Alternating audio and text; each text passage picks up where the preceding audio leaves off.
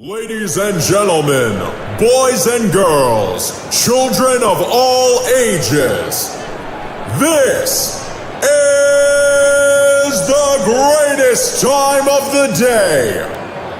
From the center of the universe, New York City, it's the main event you've been waiting for. It's time to go in the cage with Cyclone.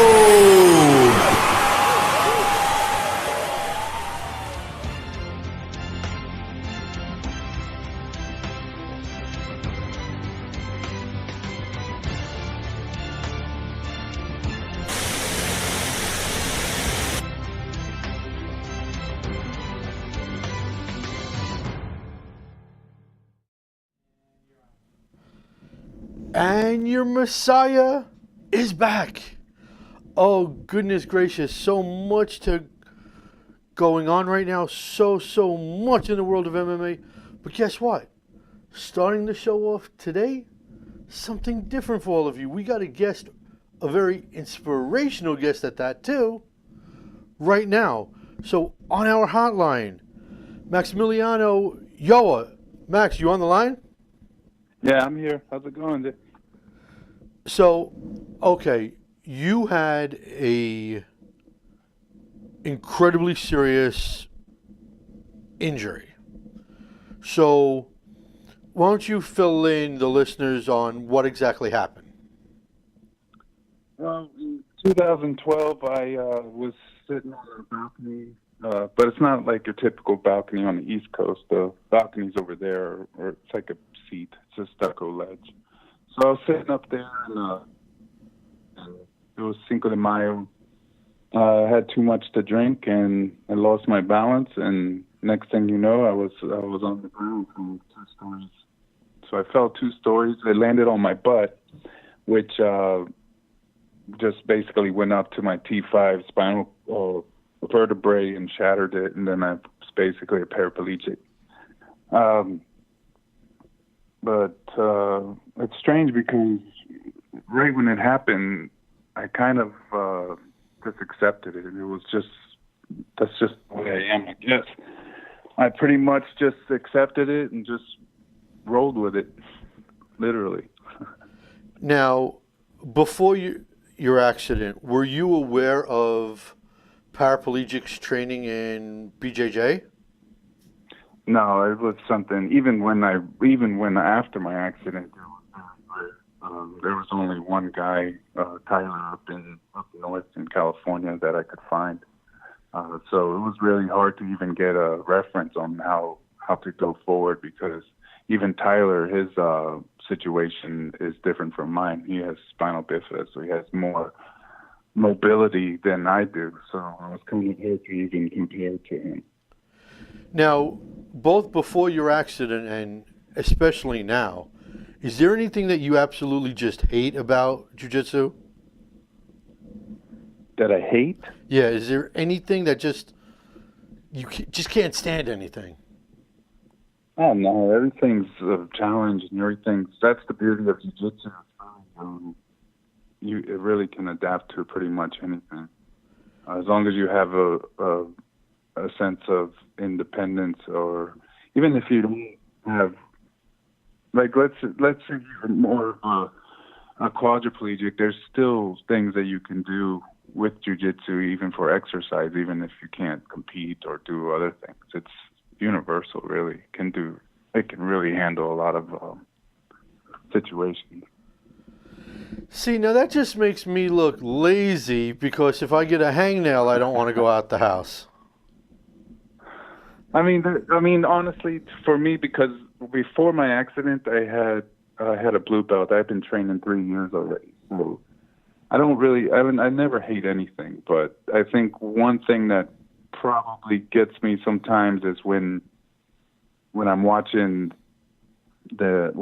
people do the stand up or the takedown drills, or in class, or especially when I see people doing spider guard. That was my game before my accident. Now, I know you have a connection with the Gracie family. If Yeah, you could, sorry, yeah. if you could put your mind into, say, Carlos Gracie's mind, what do you think he would think about the world of MMA right now?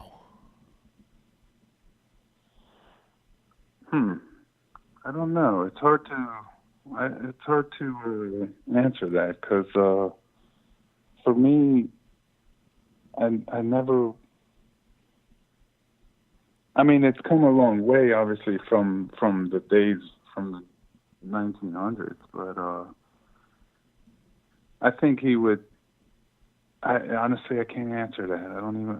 I don't know how to answer that. I can't pretend to know much about it. I'm not really a expert on MMA. Also, Well, the only reason why I ask you is because if you take two ground guys like John Fitch. Now that I got the name right, and say Jake Shields, who actually fought at World Series of Fighting, the whole entire arena is booing with two grapplers, and everybody just wants everyone to stand in the middle and just bang away. oh, I see you. I see what you mean. In that content, I don't know. I'd say that it's getting away more. Obviously, if you don't understand jiu-jitsu, it's hard to follow it or to see what they're doing. It looks boring at times if you're not in that world. So it's really, I would say it's hard to answer that question because it has to do with the fans. The fans would just need to be more educated on what's going on. That way they could enjoy it. Maybe there should be more demos or people showing you exactly what's going to be out there. Does that make sense? Right, absolutely. Now, has anybody ever taken a cheap shot at you while training now? No, it's actually really good. Well, the cheap shots that I would say is if they're not going 100% with me, So like you still want Those are someone cheap going shots. 100%. So you still want someone going 100% at you, right? Oh, absolutely. I mean, that's how I can test my. That's why I did Worlds. I did Worlds 2 years in a row because when you go to a tournament like that, these are young kids. I'm 40 now, so these are young kids. They're coming there. They're paying their money. They're there for a gold medal, so they're not going to go light. So you get that feeling of like, okay, let me test my jiu-jitsu. Let me test my skills out. Because as you're in the academies, I traveled. Basically, I lived in my car for 2 years, traveling the United States. So I would go to different academies, and I'm new to everyone. So I always had the feeling sometimes that people were going light because of my situation. But sometimes you feel them pick it up some when you get them in danger. Like they can feel the danger, so they pick it up. So you kind of get a feeling, hey, they're not really going hard on me. And to me, that's when I don't know, it just doesn't feel like you're accomplishing anything because you don't know if it's working or not legitimately. You know what I mean? Right. So, as you've said, before your accident, it was a very minute group of people training that had limited abilities. Since then to about now. Basically, it was just Tyler, and then I fell. I'm sure there was way more people out there because there's higher belts out there. But as far as like in the mainstream where you can see them and find them, people competing, it was just Tyler. A couple of years later, I met Brian Freeman, North Carolina, spinal cord injury. But it was just us three for a long time in the beginning. And I mean, I don't know if you would know an exact number, but how far has it grown? Oh, it's huge. It's getting a lot of recognition. When there was a Grappler's Heart tournament that started about 4 years ago and they're in New York every year. They I mean, we had a good number this year. Then you have the UAE added the brackets. 2017 they added brackets. That's what really blew it up for the scene right now, because they were able to publicize it more in the Grand Slam tournaments. But I mean, Brazil by themselves has over 150 with limitations, so it's growing. It's definitely getting big. The U.S., we have a lot. We get in there. Everyone's coming out of the woods now that there's opportunity for us to more opportunities for us to compete. So you're starting to see more people like basically uniting each other with each other. So have any of the organizations reached out to you, like a UFC, like a Bellator, or even a World Series of PFL now? No, I mean, Brian, he's been working with a couple things as far as having like combat jiu-jitsu and stuff, and there's a lot of guys that actually do MMA. I know a few. Rustin Hughes, he's one. Nick Palmer, and he does it. He's missing a hand, but there's a lot of guys that do that want to do MMA also. The opportunity was there. I know a lot of people that would get out there. Now, you started the Para Jiu-Jitsu magazine. How is that going? It's going good. I just released my second issue. The first one was horrible. If you're an English teacher, don't read it. You'll probably get a heart attack. English is my second language, so I struggled in English class. I mean, I can speak English well, but in school it was bad. So as far as grammar and writing goes, it was bad. But I wanted it to get out there. I didn't want it to just die down. I had another magazine I tried to start, and I got in a car accident, and that just died down. It was called Jiu-Jitsu Lifestyle. So rather than letting it just not happen, I put it out there. The first issue was horrible, and then Jen in California, she's the editor and she's a lifesaver, because I'm a graphic designer, so I can focus on the design, and she does all the editing and fixes all my wording and everyone else's. So we just released the second issue, which is actually the ladies edition, which highlights all the women in para jiu-jitsu. So it's full of stories, full of techniques, people who started jiu-jitsu, how it changed their lives, what it's doing for them, with all different limitations, so people can really relate to it. It's hard to explain it to people, so I wanted to put something out there that showed you what it was. Right. So I know you're trying to get the team to head over to Sweden for Thanksgiving. Oh yeah. So put together a traveling team that basically it's people, a select few. They're selected by their achievements on the competition mats, but more importantly, it's what they do off the mats, the charitable work and how they get out there and reach out to people. Because my main goal is to get out there and try to help people. That my target audience is those who aren't even on the mats. I want them to come and feel the benefits of jiu-jitsu, of martial arts, because it really changes your life and really strengthens your abilities, what we do have left, or what we do have for those who've been with their limitations their whole life. This team, we're trying to go to in the JJIF World Championship, and it's over Thanksgiving, so it's right around the corner. So we're trying to raise funds.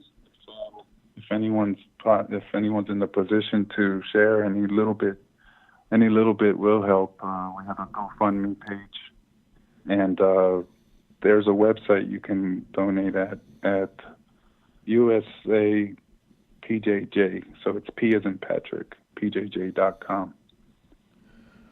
Well, here's what we're going to do here. As we close the show, we're going to have all that info up on the screen. So we need everybody watching right now this show to share it, so this way the word spreads like wildfire. Man, I appreciate it. Absolutely no problem. Man. Like I said, you are an absolute inspiration. Sorry, go ahead. Thank you. We already got a break. I got Fuji Sports has sponsored us and it's given us uniforms to go to. So we all have matching uniforms. So that was a good break, also. Wow.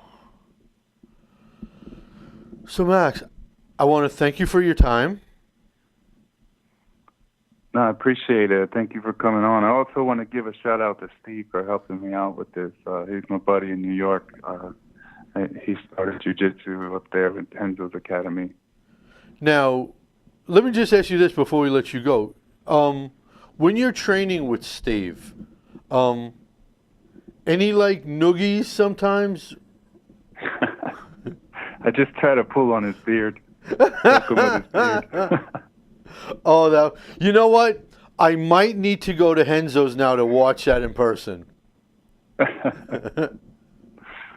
No, Steve's a good guy. I was just up there. I was too bad I didn't get to see you then, but our schedules were too tight. Right. But once again, I want to thank you for your time and for stopping by. Man. Thanks again. And I definitely have some ideas that I'm going to lay through you over the next couple of weeks that are rolling around in my head. All right. Sounds good. I'm good at rolling, so there we go. Oh. All right. Thanks a lot, Max. All right, buddy. Take care. All right. Take it easy. Bye-bye. So how incredible is he? Holy smokes. Like I said, I get a hangnail. If there's a cloud in the sky, I look for excuses not to do anything. But no matter what happens, every single Monday, I'm coming here to give you your info on the MMA world. So, what we're going to do is take a quick break, and when we come back, we'll start off the regular show right after this. This is Frank Edgar. This is the Barbarian Tim Bosch. I'm World Series of Fighting undefeated lightweight champion Justin Gaethje. MMA legend, UFC Hall of Famer, Iceman. Check it out. And if you got the guts, step in the cage with Cyclone. Okie dokie. So, I have some decent good news. I was in a pitch meeting on yesterday, and let me do something unprofessional. Take a sip. There's nothing guaranteed in stone just yet, but by January 1st, I'm looking at a couple of pitch ideas to a couple of investors, maybe a couple of networks. Like I said to Max, there's a lot of ideas rolling around this noggin. It's not just empty. It's not just hot air. So there might be some bigger news coming down the line. I don't know. But don't worry. I shall always be here in your life. Let's see. 34 days away from Madison Square Garden. And still no main event. Jeez Louise. If they would just say it from the very beginning, it's what they should have done. Nate, Dustin, main event, 5 rounds, and put a 165 strap on him. I mean, they'd have to ask the New York State Athletic Commission permission to make that belt. And then on top of it, what do you do with the welterweights at 170? Because you're not going to have a division 165 and one division 170. I get it, 170 is a legacy division. You don't want to mess with it. Time to move welterweights up to 175.5. If you give guys like Colby, Usman, Cowboy, all these guys an extra 5 pounds, they're not going to complain. Okay, as a matter of fact, they might thank you for it. And honestly, if you watch the Mac Life, Conor McGregor just kind of let the cat out of the bag that he's in favor of a 165-pound division too. And by the way, I wrote about that in a Boneheads Picks article that you should be reading on Psyche Prod's page. But here's the thing. Now that someone like Connor, who's on the top of the mountain, is speaking out in favor of it, expect the ball to be moving. But in the meantime, still no main event, 34 days away. Okay? I think they're going to wait till the very last second, sort of like me with my ex, you know, always waiting till the last second for her to do something. I want to remind everybody that's watching this right now, please. I'd get down on my knees, but I'm never going to get back up. Please, click share. I need you guys to share this video. Thank you. It's really easy. If I can figure out how to do it, I know you can, because you guys are smarter than me. Once again, I want to remind everybody, 516-945-9099 is the number to call here. And like I told you guys last week, once again, I am right. Pat myself on the back, I'm right again. Over in Cage Warriors 97, the Tank, Jack Shore, improved to 9-0. And this is a guy that is in that Conor McGregor mold. Yes, he doesn't talk. He's GSP quiet with Conor's left hand and, I don't know, Woodley's right hand. Okay, the guy's a power machine. Okay, in his 9 wins, 8 finishes, 6 of them are in the first round alone. Okay, he TKO'd Wesley Maya, and guess what? I assure you, write this prediction down. By New Year's, he will have made his UFC debut. Now, I don't know his CW contract, but I'm telling you, they will bring him over. We had Ryzen on Saturday night.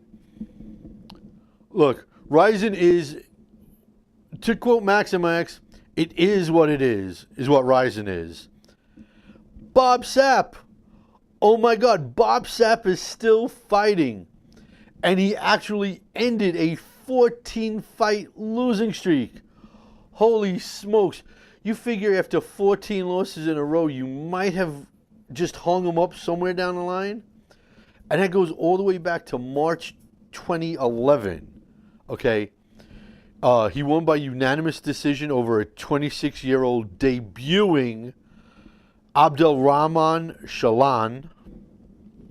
Also on the card, everyone's favorite, Mirko Krokop, improved to a 9-fight winning streak when the doctor stopped the fight with 2 seconds left in the first round against Rogue Martinez, who is no relation to Pedro Martinez.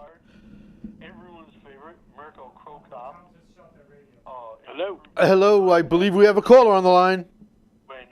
Yes, we do. Close Am I in the off cage with this Cyclone? volume, caller. Who is no relation to Pedro Martinez.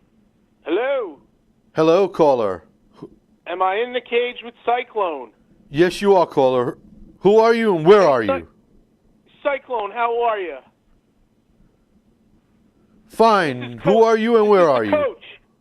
This is the coach. How are you? I Kranz? just had a question for you, Cyclone. Do you Yes. still tell people to F off when you're waiting out in front of a hotel? Okay, see, you know what? You are just a fanboy. You are doing nothing but just sitting home watching while other people are doing. Okay? So keep being a fan. I appreciate you watching me.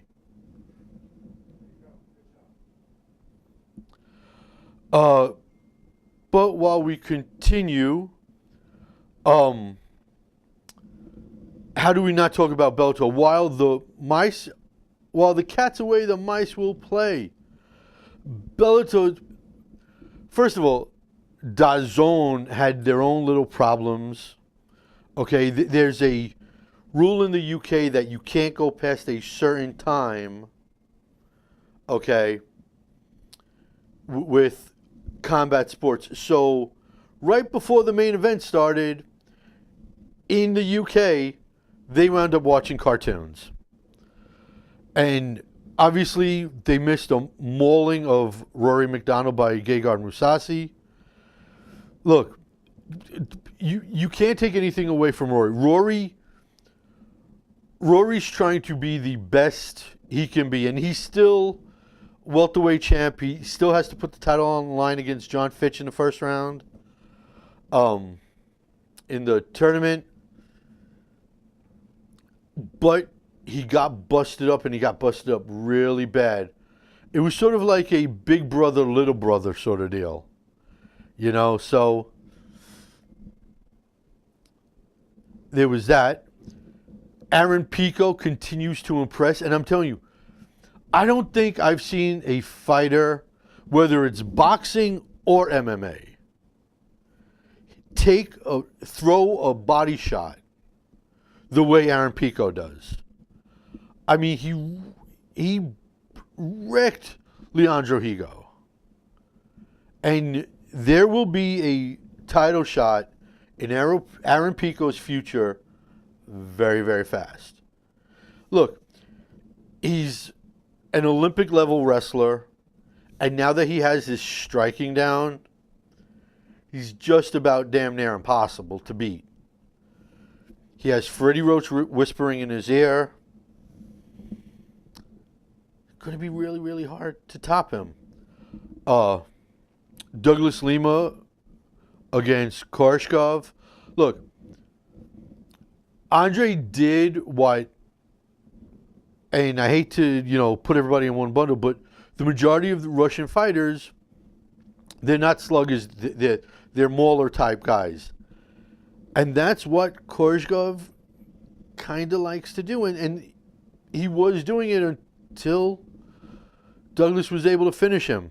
And obviously, the Legends match, fourth time around, Wanderlei and Rampage, tied up at 2. Now, after the fact, Rampage said he would fight Wanderlei because they're both now tied at 2.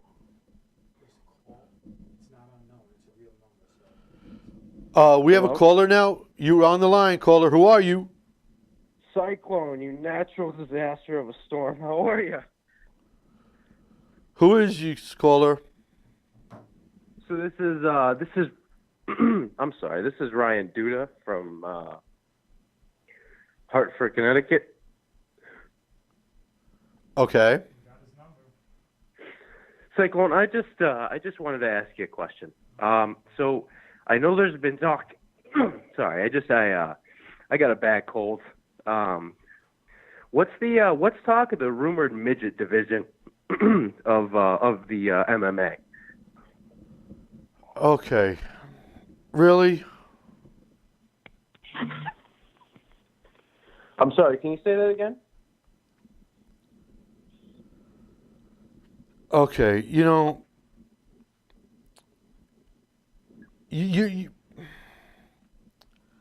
I'm not going to get into an argument with you. You guys want to keep goofing around.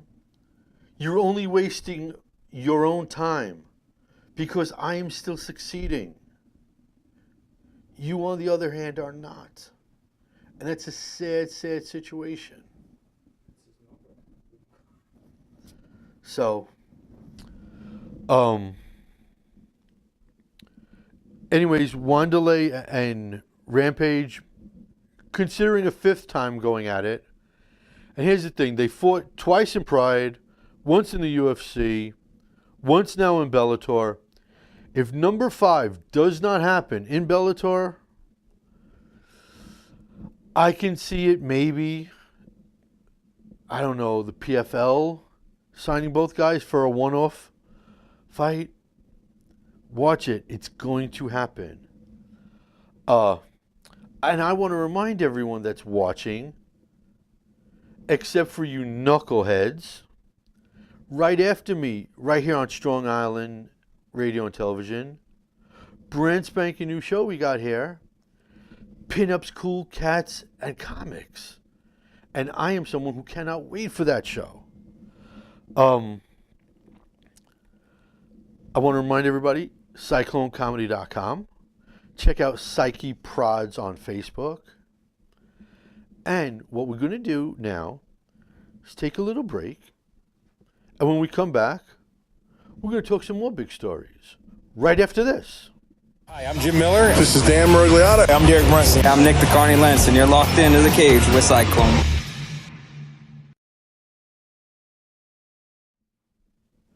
Alrighty. So, obviously the biggest story, is the Conor Khabib stuff. But that's going to be here this week. That'll be here, obviously, next week, right after the fight. But some other news that's just going underneath the radar, something I want to touch on. Scott Coker said that it's most likely Eddie Alvarez won't be signing with Bellator. Now, if Eddie's still sitting at home, which what he's doing, isn't going to Bellator, you figure by now if he would have, if there was an offer from the UFC, it would have been signed by now. So you got to delve into the mind of Eddie Alvarez. And this is what I'm thinking he's thinking. Go to the PFL next year. Run through their lightweights. Pick up $1 million, because that's what the winner makes at the end of the year. Have that $1 million in the pocket, and then go back either to a Bellator or a UFC. Because let's face it, Eddie Alvarez has 5-6 years left in him, maybe. Take 1 year and go make $1 million for yourself. Because if you look at the lightweights in the PFL, there is not a single one that he can't beat. The UFC had a good and bad weekend on a weekend that there was no UFC cards. Obviously, everybody knows they released Leslie Smith, what is it now, like 6 months ago now? Because she led the charge in Project Spearhead. They want to say otherwise, but the fact of the matter is that's why she was cut. Okay? The national, and she's suing, but the National Labor Relations Board just cut her case and said it had no merit. And the whole situation is, are the UFC fighters employees, or are they just, sort of like free agent type employees that way? Now look, if the UFC wants fighters to wear Reebok gear, do this, do that, do this, then guess what they are? They're employees. And personally, I'm surprised the NLRB just let it go so easily. Leslie's under the assumption that it all went down like that because Dana was talking to Trump when Colby Covington went to see him. They had a big dinner. Dana told Trump to get his buddies in D.C. to get her off their back. Trump came down quietly on the NLRB, and suddenly the case disappears. That's just hearsay. That's just someone thinking out loud. But now the UFC has also cut the vice president of Project Spearhead, Mr. Raging Cajun Johnson, who, he was on a 2-fight losing streak, but 23-13-1. In the UFC, he was 4-3. He was above water. There was no reason to cut him except to completely cut ties with everybody that wants to get the fighters to unionize. And if you notice, Al Iaquinta, Mr. Long Island himself, Al Iaquinta, has been very, very quiet about unions now. Speaking of the UFC, them and USADA came to an agreement that they will no longer be announcing guys that pop for failed drug tests until after an investigation comes to its final decision. But the fighters are, during that investigation, are still unable to fight. So if you see a fighter not fight for 6, 7, 8 months and he's not injured, people are going to start to wonder, hey, did this guy pop? So I don't necessarily know if it's a good thing or a bad thing, because here's the thing. You protect a fighter's privacy by not saying, hey, this guy popped for this and this steroid. Sure. Keeps everything private and on the wraps. But people aren't dumb. Fans aren't dumb. Fans can be hard-headed, but they're no dummies. After a while, they'll be able to figure out who popped for something and who didn't. Let's see. We can do a little segment right now on this day in MMA history. Okay. Only 2 things happen on this day in MMA history. Number 1, 38 years ago today, Christine Stanley of Invicta and LFA, she was born. And from Lindenhurst, Long Island, fighting this Saturday at UFC 229 against Tony Martin, Ryan LaFleur turns 35 years old today. That's all that happened today, MMA history. Now, another quick timeout, and when we come back, we're going to be talking what's coming up this weekend, right after this. I'm Dennis Bermudez. Hi, I'm a creepy Ian McCall. Yo, I'm Kelvin Gastelum. This is Mark Goldberg. Yo, I'm the world's most dangerous man, Hall of Famer Ken Shamrock, and you're getting tapped out in the cage with Cyclone.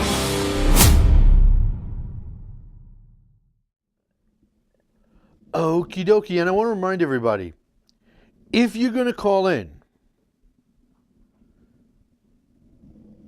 and I'm going to say this really, really good, looking right into your eyes, and I'm going to quote Howard Stern's father.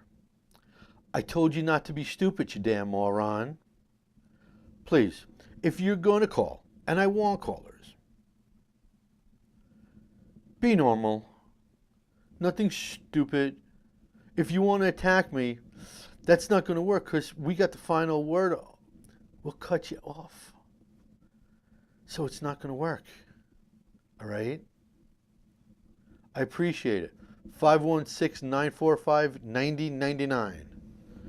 Now, coming up this week, PFL 8, the first round of the playoffs, in a season that, in the beginning, I didn't think was going to be any good.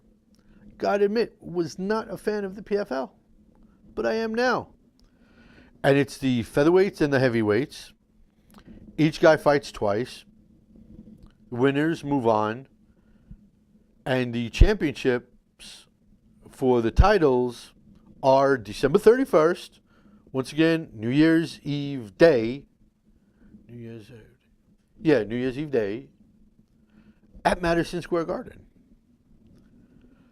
Well, it's the theater, but it's still Madison Square Garden.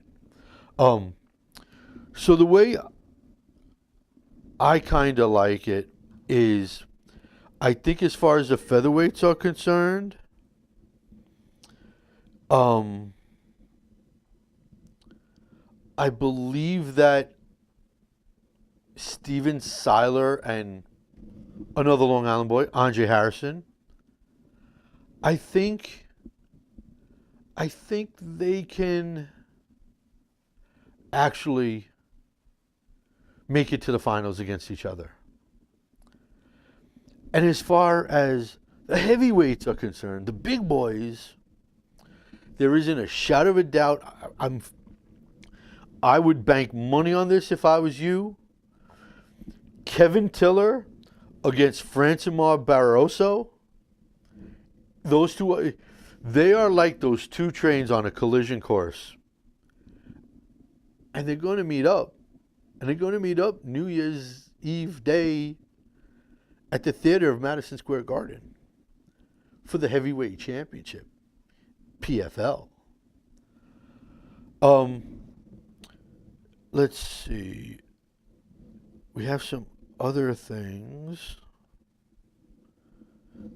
but let me just do this.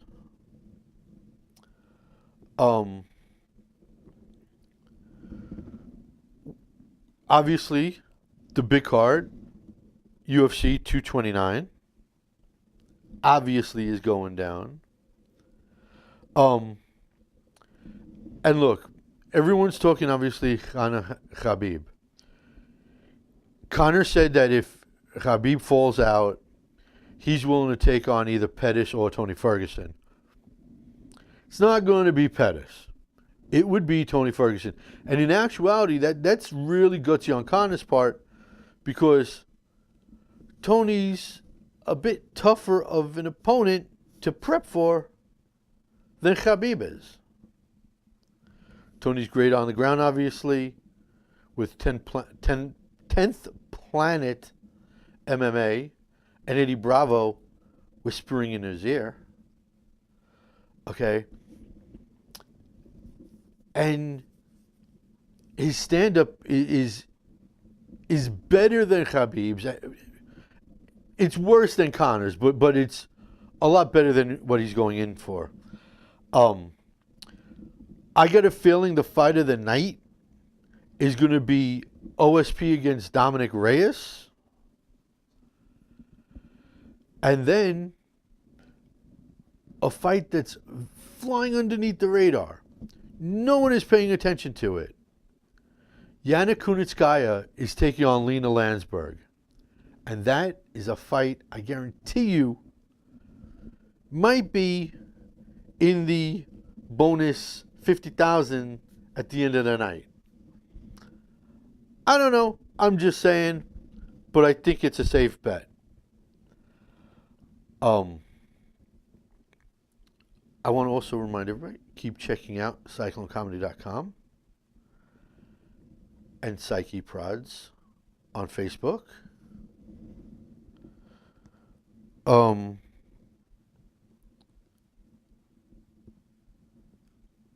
I don't know.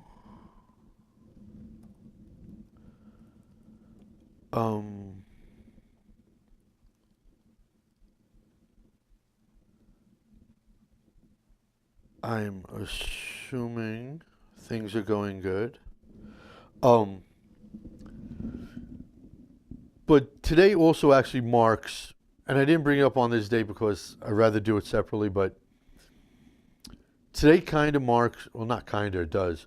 It marks the 1 year anniversary of the mass shooting in Vegas. And obviously the next night was the UFC card, Vegas, hashtag Vegas Strong. A large amount of money came into Vegas through the UFC charities.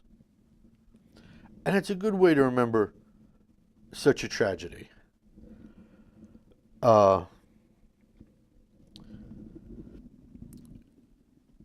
We had Sugar Sean O'Malley coming out ahead of the situation that he's in because he just popped for a prohibited substance. I can see, just looking at Sugar Sean O'Malley, I wouldn't say he was on roids, but the fact that he's a admitted pothead, maybe something was mixed in with the pot. I don't know. I don't do pot. I don't do nothing except lemon lime seltzer. But that was a smart move on his part because USADA would, let's face it, just throw his name out there and everyone would do what I'm doing, just assuming what happened to him. Also, and this was kind of odd doings, that with John Jones coming back, it's known that he got the sweet deal because he he did. He ratted somebody out, but nobody knows who he ratted out. The assumption is it's Cowboy because that's just one more situation with Cowboy and Jackson Wink. And it's not even Jackson Wink, it's just Michael Winklejohn and Cowboy. So that's the assumption he ratted somebody out. Turns out USADA offered Fabricio Verdum the same deal. Rat someone out and we'll cut your suspension down. And he's like, absolutely no way am I doing that. That's all well and good. So I don't know. I don't know if that's as... I mean, I could see both sides. Look, number one, you never want to rat nobody out. You know, you see nothing, you say nothing, you keep your mouth quiet. Like in Goodfellas, you know. You never rat out your friends.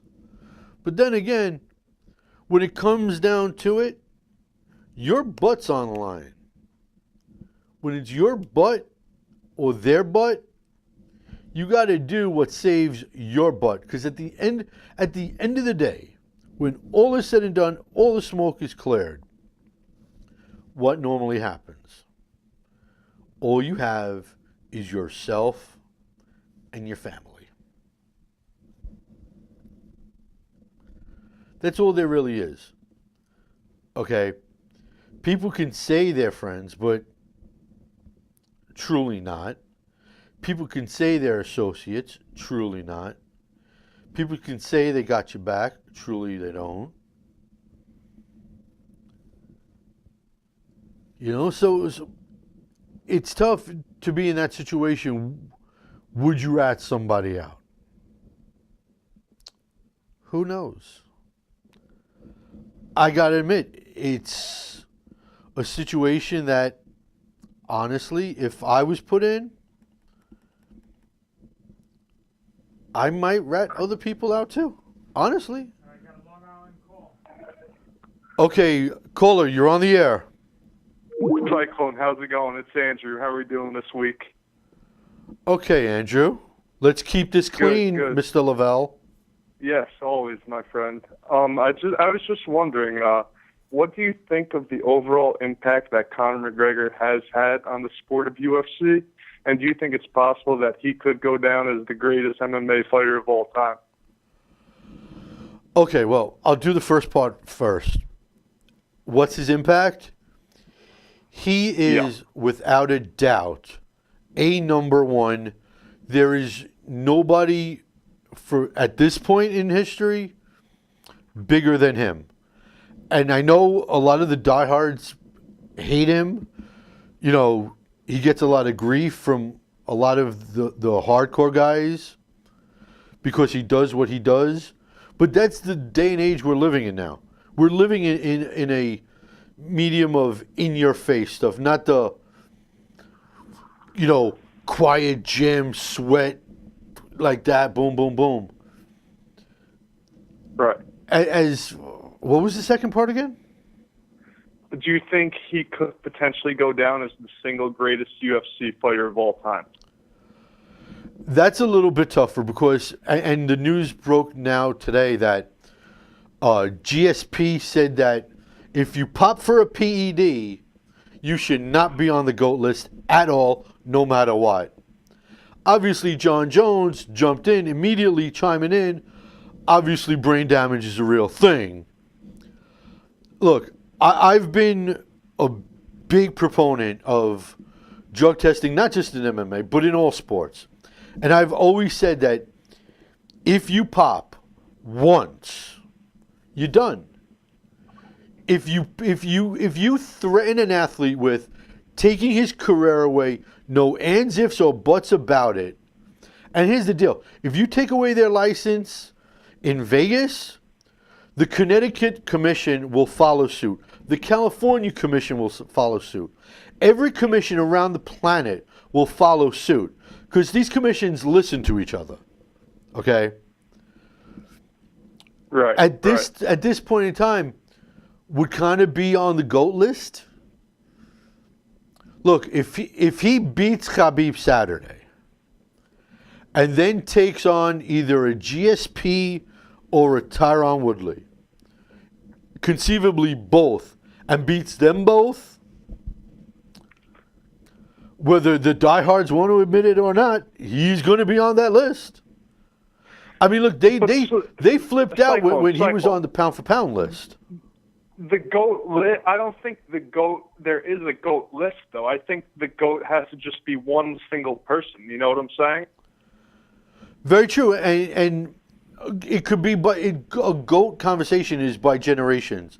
Because, look, to someone my age, it's Chuck Liddell. Okay? Right. You have someone now, it's, or the in-between generation, it's Anderson Silva. Now you got the Daniel Cormiers, the Demetrius Johnsons.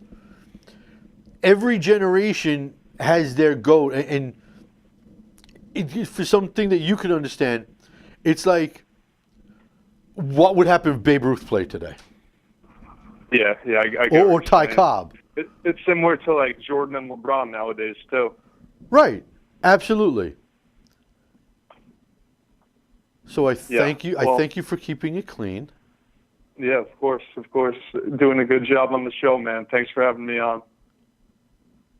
No problem. All right. Good night, man. Night. Now look, as we wrap it up, I want to remind everybody I will be back here next Monday. Hopefully with caller.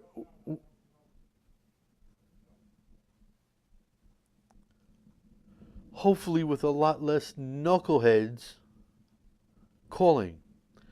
I guess, you guys aren't working. You're sitting at home. You're twiddling your fingers. You're picking your nose. You're playing Xbox or whatever you guys are doing. Besides watching me. That's what you're doing. You're watching me. You criticize me, but yet you watch me. That makes you a fan. That makes you want to love me. But anyways, I will be back next week, and next week probably going to be wall-to-wall Conor and Khabib. Let's face facts. And we'll get into the PFL playoffs too. There's no two ways about that happening.